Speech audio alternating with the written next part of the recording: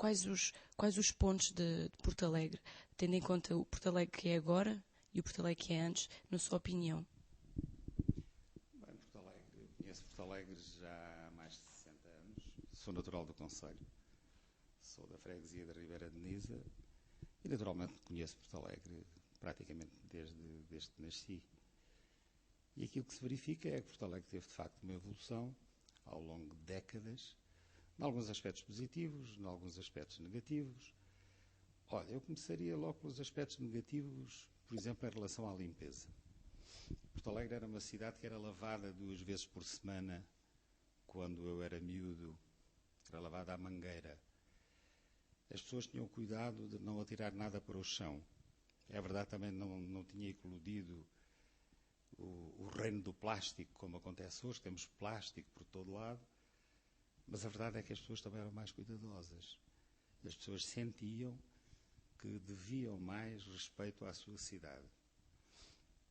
Havia, naquele tempo, uma vida cultural com alguma intensidade em termos criativos. Eu recordo-me das tertúlias em que José Régio participava no Central, o Dr. Galeano, enfim, um acervo de pessoas ligadas à intelectualidade, verdadeiros intelectuais, que faziam de Porto Alegre, em alguns tempos e durante algum tempo, de facto, um local onde se fazia cultura.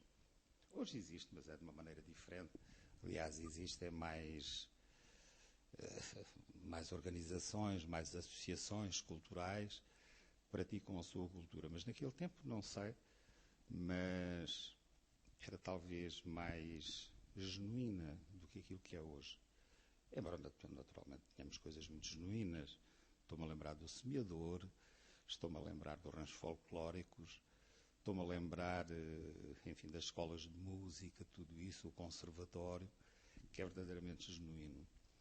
Porto Alegre era uma terra rural, com uma grande componente industrial naquele tempo, ligada essencialmente aos lanifícios e à cortiça, que evoluiu posteriormente para outro tipo de indústria.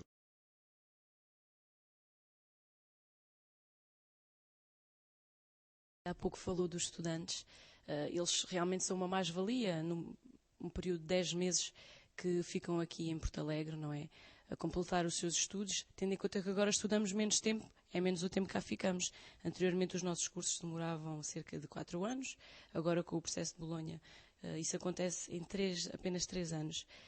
Porto Alegre no verão, sente-se muito com a ausência dos estudantes?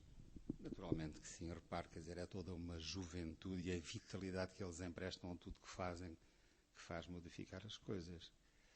Embora não aceitem como crítica, mas é uma sugestão minha, eu penso que talvez a juventude e todos estes milhares de estudantes conseguissem ter uma atividade cultural mais efetiva. O que nós verificamos é a atividade cultural decorrente da existência da escola, para além das tunas, é praticamente nula. E aquilo que se verifica é que poderia haver aqui uma crítica, um olhar crítico e uma massa crítica que pudesse dinamizar a vida cultural da cidade. E, infelizmente, eu penso que estamos muito aquém daquilo que seria possível. Agora que há uma grande diferença entre o verão e o inverno, não tenha dúvida. Não se vê apenas pelo tempo, não é?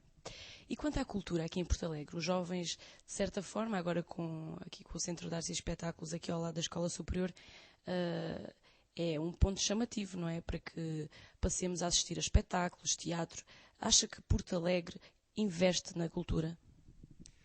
Olhe, eu não gostaria de me pronunciar nesse aspecto por uma razão. Estamos em ano de eleições, qualquer afirmação que eu possa fazer pode ter conotações políticas que eu, de facto, não quero dar.